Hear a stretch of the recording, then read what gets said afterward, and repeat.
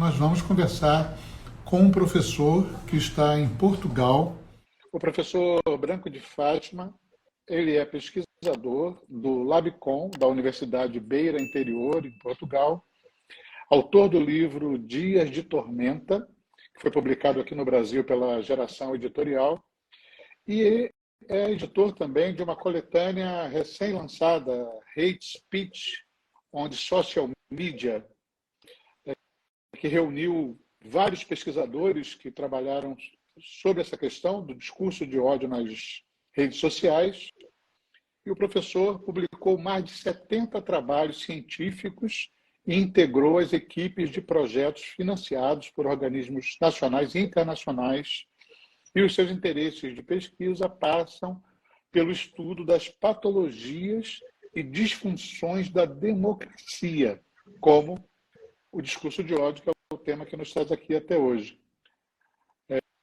Professor, o senhor gostaria de complementar sua atuação, tanto na área acadêmica? Não, na verdade você foi muito generoso. Muito obrigado pela apresentação. Mas nós estamos aí já há alguns anos a tentar desvendar esses fenômenos que nós chamamos de as patologias da democracia, né? E diferentes países passam por elas, enfrentam essas patologias, e nós tentamos desvendar um pouco de como, sobretudo a internet, as redes sociais, as novas tecnologias influenciam essas patologias, ora potencializam, ora criam essas bolhas ideológicas que nós já falamos em outros momentos. Existem muitos autores que trabalham com isso. É verdade. Nesse livro, The Hate Speech on the Social Media, que você organizou com 21 pesquisadores de diferentes países, que estudaram diferentes realidades, que se debruçaram sobre esse tema, vocês observaram características que demonstram padrões, eu suponho, como essa tecnologia do discurso de ódio, que é uma tecnologia discursiva, como ela é construída. Eu queria pedir para você apontar semelhanças e diferenças que vocês observaram do discurso de ódio em diferentes países, em diferentes realidades. Fiquei bem curioso a respeito disso. O livro que o professor se refere foi publicado há mais ou menos um mês, né? Tem mais ou menos um mês de publicação do livro. E ele é um livro open access, ou seja, ele é um livro gratuito, qualquer pessoa pode sacar, pode fazer o download desse livro para acompanhar. São, na verdade, 11 capítulos que foram escritos por 21 pesquisadores de 11 países, basicamente um pesquisador por país. E nós buscamos fazer um livro que fosse bem abrangente, que pudesse ter tanto investigadores da América Latina quanto da Europa, mas também investigadores da África. Muitas vezes nós não escutamos muito os investigadores da África. Tem investigadores de diferentes países para que nós pudéssemos fazer o que o subtítulo do livro propõe, que é uma abordagem global, a Global Approach. Ou seja, o que caracteriza o discurso de ódio no Brasil? O que caracteriza na Nigéria, o que caracteriza na Alemanha, o que caracteriza em Portugal. E claro que nós estamos sempre a nos referir às redes sociais, são discursos de ódio que acontecem em larga medida nas redes sociais. Quando nós nos debruçamos sobre esses capítulos, sobre a experiência dos investigadores, nós percebemos que há elementos em comum, mas também há elementos que são divergentes. Sobretudo, os elementos divergentes passam pelo mote do ataque, pelo mote e as vítimas que são alvo desse ataque. Ou seja, o que motiva o discurso de ódio na Nigéria não é o mesmo que motiva o discurso de ódio na Alemanha. O que motiva no Brasil não é o mesmo que motiva em Portugal. Porque, na verdade, o discurso de ódio, em larga medida, ele está assente na realidade muito particular de cada país. Ou seja, por exemplo, os países da África, eles têm uma característica em comum. O discurso de ódio ele é motivado, sobretudo, por questões tribais.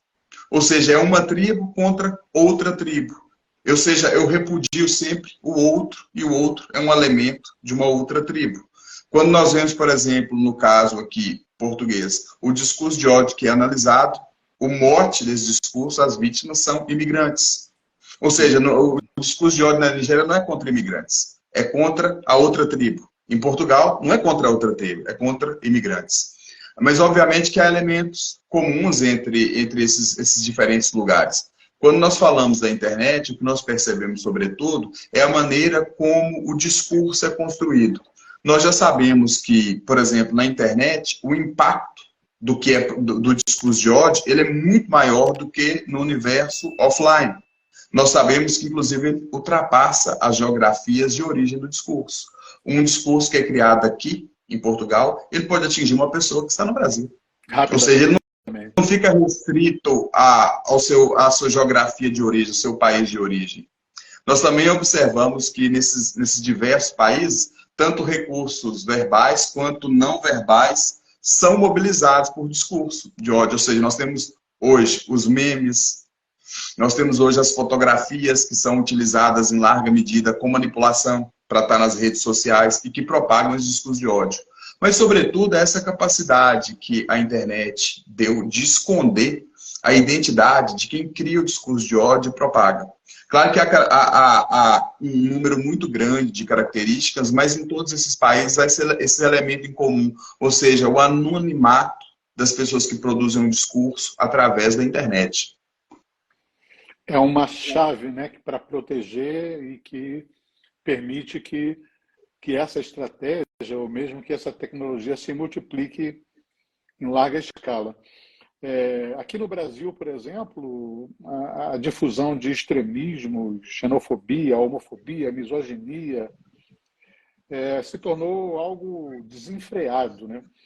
E a chamada algoritmização da vida e a vida em bolhas, né, tem propiciado essa multiplicação. Então, não é raro, né, que as pessoas se satisfaçam nas suas bolhas de consumo midiática e permaneçam ali. Quer dizer, você enxerga esse recrudescimento das bolhas de consumo como um fator preponderante para esse, né, para esse alastramento do discurso de ódio em todo o mundo? É assim em todo o mundo? As bolhas de consumo, elas são o lugar de multiplicação dessas estratégias?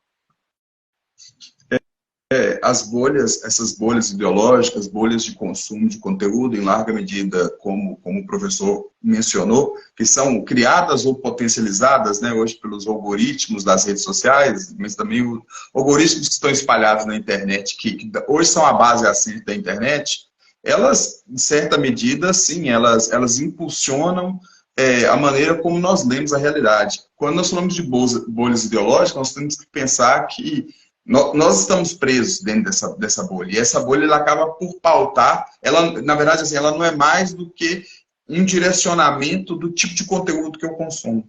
Ou seja, eu vou sempre consumir o mesmo tipo de conteúdo porque eu estou dentro de uma determinada bolha. E todo mundo está dentro de uma bolha. Não importa se eu sou de esquerda, de direita, de centro, de baixo ou de cima, todo mundo está dentro de alguma bolha. E eu só vou consumir o que é publicado dentro daquela bolha. A grande questão, quando nós falamos sobre o discurso de ódio, é que essas bolhas, elas tendem a reafirmar um conjunto de características que levam ao ataque, ou de uma pessoa em específico, ou de um grupo de pessoas. E muitas vezes, esse incentivo à violência, esse incentivo à produção de discursos pejorativos, que humilham, ou que até... Nós estamos a falar de discurso de ódio, ele tem uma escala muito grande, desde uma simples piada até a incitação ao assassinato de alguém. Ele é muito amplo. O que é um discurso de ódio? Ele se vê reverberado nessas bolhas de maneira muito, muito intensa. Só que, claro, as bolhas, elas, embora os algoritmos eles criem e potencializem essas leituras de mundo, em larga medida são os elementos, os indivíduos que participam dessas bolhas, que também contribuem para que as bolhas sejam o que elas são. Também não é só um fenômeno de algoritmos, é um fenômeno também de pessoas que têm leituras de mundo e que ajudam a criar essas bolhas. Sim. Agora, nós sabemos que, historicamente, o discurso de ódio não é algo novo, né? É claro que a internet, as redes sociais aceleraram esse processo. Então, por exemplo, grupos neonazistas atuam há muito tempo. Mas eu me pergunto, qual é a natureza dos novos discursos de ódio? o que foi atualizado em relação a práticas anteriores ao fenômeno das redes sociais, como elas são hoje, né? O professor falou muito bem. Os primeiros estudos que nós tivemos sobre que entrelaçavam discursos de ódio e internet, eles são ali do início dos anos 90, e eles trabalhavam justamente como grupos neonazistas se apropriavam da produção de sites, do nosso www, o World Wide Web, para produzir sites sobre neonazismo. São os primeiros estudos sobre o discurso de ódio na internet. Obviamente que com a introdução das redes sociais, houve uma grande guinada na maneira como nós percebemos o que é o discurso de ódio e o impacto do discurso de ódio. Se calhar, se nós pudéssemos assim, tentar sintetizar esse conjunto de informações, porque o discurso de ódio também existe no universo offline, né? Também existe no nosso dia a dia, o que há de diferente na internet, nós podemos dizer que a primeira característica é essa capacidade que o produtor do discurso de ódio tem de se manter anônimo. Ou seja, a primeira coisa é essa capacidade de se esconder. Eu produzo o discurso de ódio, eu partilho o discurso de ódio nas redes sociais e sinto me mantenho anônimo porque eu sinto que eu nunca serei punido também por esse discurso de ódio. Mas depois nós podemos dizer também que há esse impacto transnacional, transfronteiriço, próprio das redes sociais, que é produzido em Portugal, impacta o Brasil, que é produzido no Brasil, impacta a Angola, e cada vez mais o inglês tende a ser a língua, digamos, dominante da produção, tanto de informação como de entretenimento. E isso facilita em larga medida que um determinado ataque se propague por diferentes universos. Mas nós podemos dizer, por exemplo, que além dessa ideia que o discurso hoje na internet, nas redes sociais, ele é verbal e não verbal, mas também que ele é ubíquo. Ou seja, uma vez que uma determinada mensagem é partilhada na internet, ela vai permanecer ali praticamente por toda a eternidade, enquanto existir internet. Basta que uma ou duas ou três pessoas compartilhem essa mensagem, que retirá-la da internet já começa a se tornar inviável, muito complexo. Nós não sabemos a extensão que uma única mensagem partilhada, por exemplo, no Instagram ou no Facebook, ele alcança. Então, o discurso de ódio na internet também tem essa característica da ubiquidade. Ele também é, digamos, em larga medida, interativo, multimídia, ou seja, ele apela mais à participação. Num estudo que nós fizemos recentemente aqui na universidade, nós analisamos o discurso de ódio em comentários de torcedores de clubes de futebol. Ou seja, o futebol hoje é um fenômeno global, muito entrelaçado por múltiplas nacionalidades. Um único clube na Europa chega a ter 10, 15, 20 nacionalidades diferentes. E nós queríamos perceber se essa multiplicidade de nacionalidades refletia no discurso de ódio. E nós percebemos, por exemplo, num artigo que será publicado agora nos próximos dias, que, na verdade, a incidência do discurso de ódio ele era muito baixo nos comentários dos utilizadores daquelas páginas. Porém, existia um fenômeno que era paralelo. A torcida pelo discurso de ódio era muito maior. Ou seja, o número de comentários de ódio é baixo, mas o número de pessoas que dão um like, que gostam lá do comentário de ódio, que partilham o comentário de ódio, é muito maior do que a média do comentário. Ou seja, a interatividade é muito maior. Ou seja, eu não tenho coragem de escrever, mas eu dou um like. Eu deixo um like naquele comentário. Ou seja, é uma forma de camuflar esse ódio que eu não quero escrever, mas que eu, ao deixar um like, eu, ao partilhar, eu aumento essa tal bolha que nós falávamos há pouco, esse algoritmo, porque eu estou a referendar aquele determinado comentário, mesmo que eu não o faça. Em média, nesse estudo, só para completar aqui, em média, nesse estudo, os comentários que eram de ódio, abertamente de ódio, racistas, xenófobos, homofóbicos, eles tinham, em alguns clubes, chegava a ser até 7 vezes maior a interação com esses comentários do que comentários que não tinham nenhuma expressão de ódio, que era um comentário único e exclusivamente do desporto, do futebol. Isso significa também, professor, que na forma de funcionamento do algoritmo, há uma preferência por esse tipo de conteúdo. Quer dizer, a entrega do discurso de ódio, a entrega da violência, ou da violência verbal, ou da violência simbólica, ela gera mais audiência do que outros tipos de conteúdo. Você concorda com Sim, isso? sim, sim, concordo, é verdade, é verdade. Na verdade, assim, a gente tem que sempre pensar que as redes sociais ou um website qualquer na internet, no fundo, são empresas. E essas empresas, elas trabalham com a produção de capital. E elas vão tentar te vender um conteúdo para gerar mais capital. Então, elas não têm aquele critério ético de dizer, ah, pá, esse é um conteúdo violento, eu vou retirar, eu vou mostrar menos esse conteúdo. Se esse conteúdo tem audiência, se ele tem engagement, se as pessoas se envolvem com ele, a tendência é que eu mostre com mais intensidade esse conteúdo. É verdade que as redes sempre estão a dizer, enquanto empresas que tentam monitorizar, que tentam excluir o discurso de ódio, isso em larga medida acontece. Só que o trabalho que hoje é feito, ele não basta, justamente porque nós vemos esses fenômenos que estão camuflados, ou seja, um mesmo comentário de ódio. Você fala, ah, pá, mas só tem um comentário de ódio aqui. É verdade, mas esse comentário tem 7 vezes mais envolvimento do que um comentário que não é de ódio. Então, nós temos esse fenômeno essa tentativa, digamos, de camuflar o discurso de ódio. Isso é muito comum na internet. Mas um ponto que é importante colocar é que, se calhar mais importante do que esse ponto de viragem, é a maneira como nós lemos as tecnologias. Nós tendemos a fazer uma leitura, se calhar, um pouco determinista das tecnologias. Ou seja, ou a tecnologia ela é fantástica, ela é extraordinária, porque ela é muito democrática, que derrubamos ditadores com as tecnologias, ou a tecnologia é um monstro onde a extrema-direita tá a utilizar e elegeu o Donald Trump e está a oprimir monges, não sei lá na onde. Ou seja, essa leitura muito dual, ou é 8 ou é 80. E, na verdade, as tecnologias não são bem assim. Essa questão, justamente, digamos, o grande mote do canal, né, que tem a ver com a educação midiática, como as pessoas trabalham com a tecnologia, como que elas consomem o conteúdo, é, na verdade, a chave para nós desmistificarmos um pouco essa ideia. Ou a tecnologia é extraordinária, ou a tecnologia é um monstro que deve nos assustar.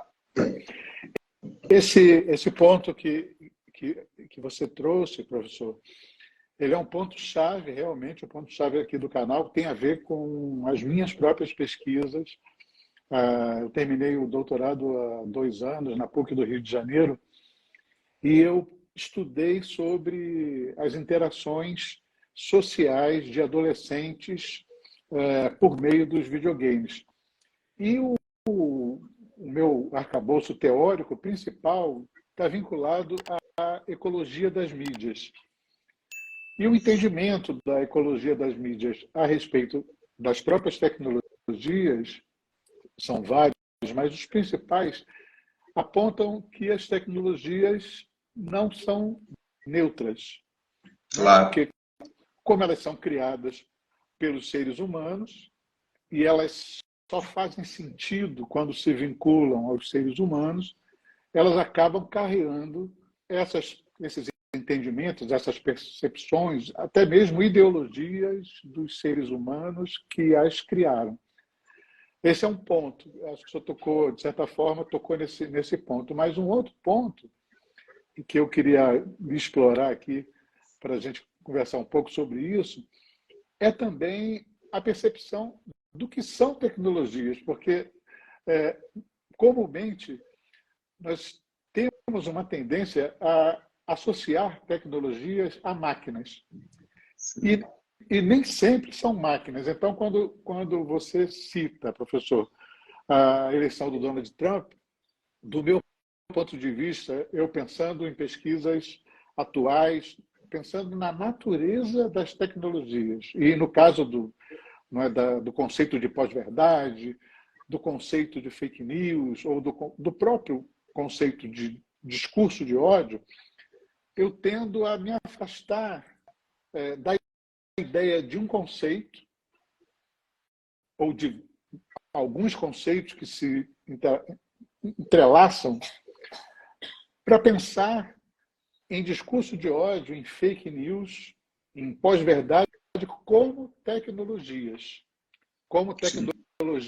discursivas criadas, não naquela campanha, mas poderia sim ter sido criada naquela campanha como um produto não é, que passou a ser exportado para diversos países, enquanto tecnologia, porém que provoca um estrago muito maior do que somos capazes de perceber, de detectar, ou até mesmo de reagir. Mas, voltando lá na questão dos videogames, eu percebi na pesquisa, trabalhando com grupos focais, com grupos de adolescentes, que há um certo rito em determinados jogos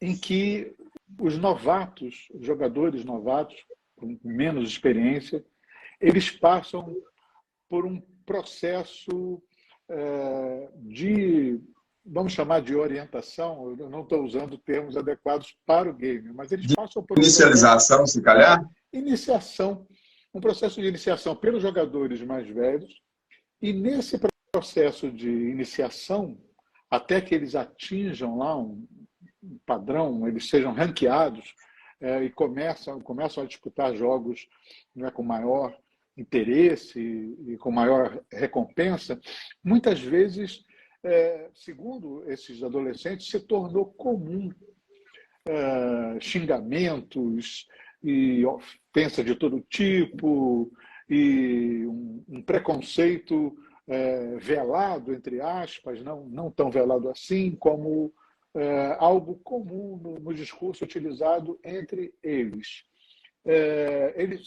O grupo se referia a esse tipo de discurso no ambiente de jogo como conteúdos tóxicos.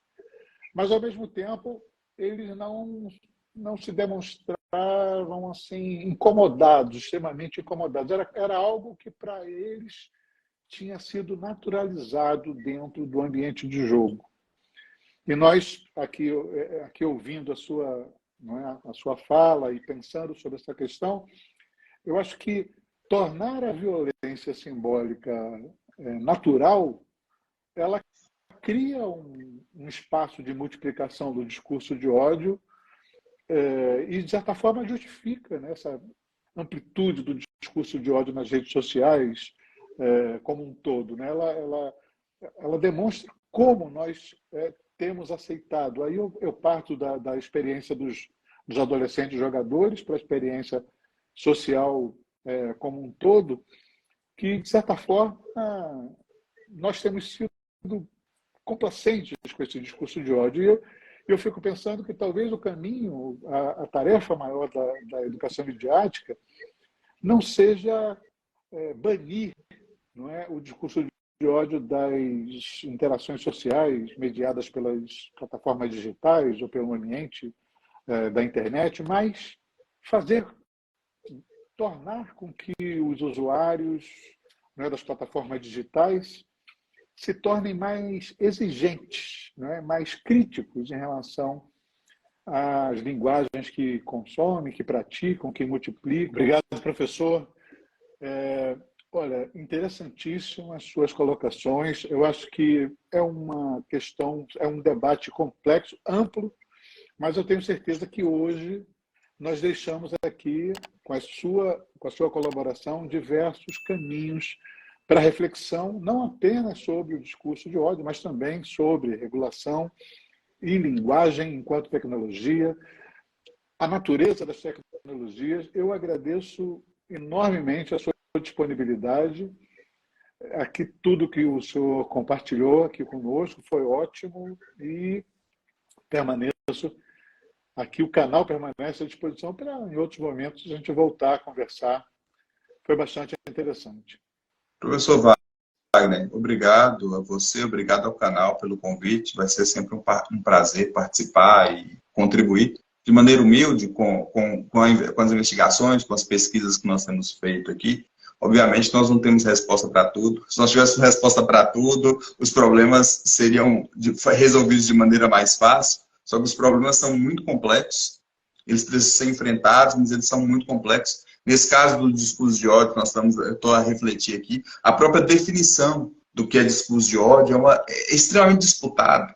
Não há uma definição universalmente aceite. As Nações Unidas tentam aí estabelecer uma definição, mas se nós pensamos, quando nós vamos para a África e a realidade muito específica de cada país, além de cada um daqueles países, o que é discurso de ódio, como combater o ódio, a realidade dos diferentes países da América Latina, a realidade dos diferentes países da Europa, o que é um discurso de ódio, quais são as vítimas do ataque. Então, nós estamos a falar realmente de um tema que é complexo, tem muito para ser estudado e que vai ser sempre um prazer contribuir dentro das minhas limitações. Muito obrigado.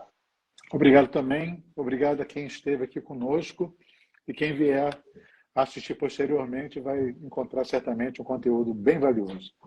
Um abraço, professor. Vamos ficar por aqui. Um abraço, professor. Muito obrigado.